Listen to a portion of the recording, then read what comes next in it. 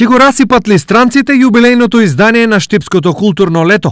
Ова прашање се наметнува откако предложената програма за 30-тото Штипско културно лето денес не помине на комисија. Имаше забелешки од членовите на комисијата дека потребно е да се покануваат луѓе надвор од земјата, значи учесниците да бидат надвор од, дури и надвор од Штип, нели надвор од земјата. Според предлогот на општината, за јубилеот, најстарата културна манифестација во општината, требаше да понуди 31 содржина.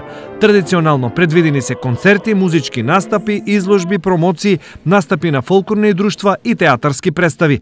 Дел од членовите на Комисијата за култура беа со став дека Штипско културно лето постои за да ги промовира домашните автори и уметници, а не странците. И од тие причини, она што е понудено во програмата, ми се чини дека ќе ги задоволи вкусовите на сите наши сограѓани, бидејќи се почитува прво возрастната граница, значи разликата во годините, има од најмалите до највозрастните, вкусовите исто така, како и секоја година и оваа година во рамките на програмата се понудени различни програмски содржини.